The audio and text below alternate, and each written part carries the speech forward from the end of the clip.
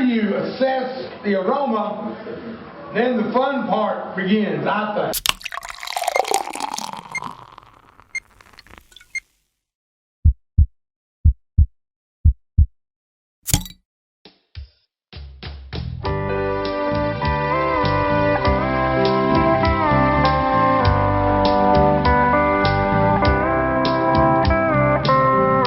Not enough whiskey in his old house anymore.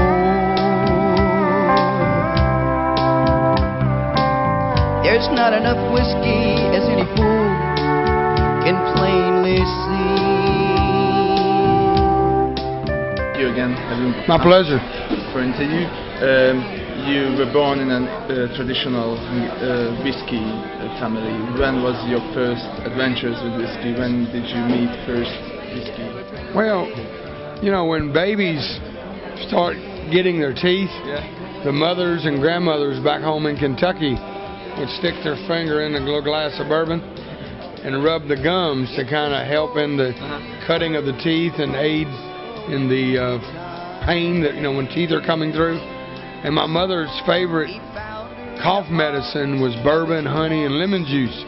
So she served that to me when I would have a cold and be coughing, and that was probably my first, you know, experience with bourbon.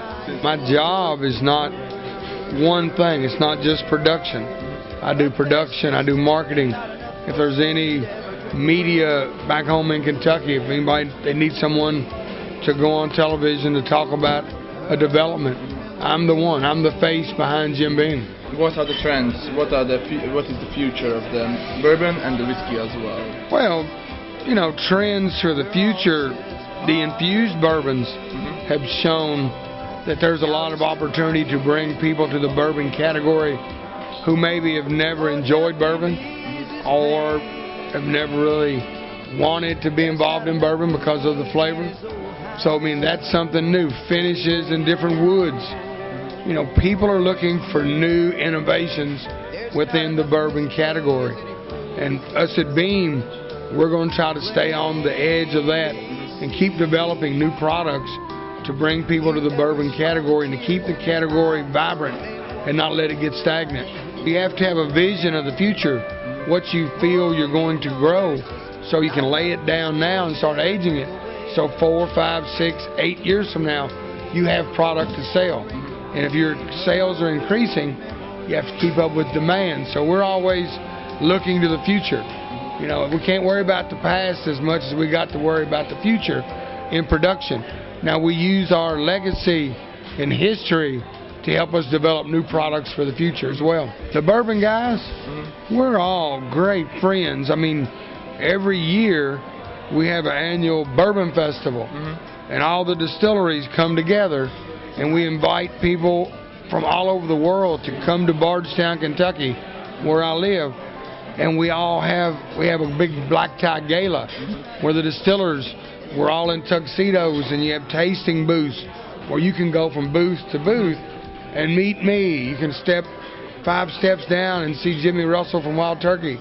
Go another 10 steps and meet Bill Samuels from Maker's Mark. Take some more steps, you know, and see the people from Heaven Hill, which is Parker Beam, my cousin. We're all friends.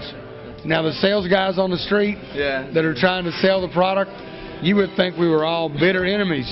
But I mean, that's their job, selling.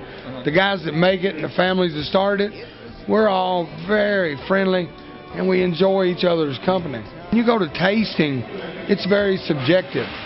You know, what you enjoy and what I enjoy could be far apart, but that doesn't mean because you think it's good and I think it's bad that means anything. Because your taste is what you like, my taste is what I like. You know, and what Jim's, it might be somewhere in between. So, you know, you have to assess it yourself and see what you like. That's why there's enough room on the shelf for all the different whiskeys, because there's not just one that's the best. You know, you can steer people and say you think this is very good, but that doesn't mean everyone's going to like it. What's your agenda for the next days? Where are you going? Back in home or? Oh no, I'm still, this tour is, we're actually right in the middle of it. From here, we're going to Germany. Then we got a little run through Slovakia. and then I'll be getting home a week from today. So it's we're right in the middle of it, but it's good. Long way to run. Nah, it's not that bad. I mean, I've had a good time. I'm sure there's a lot more fun to be had yet. Okay, thank you.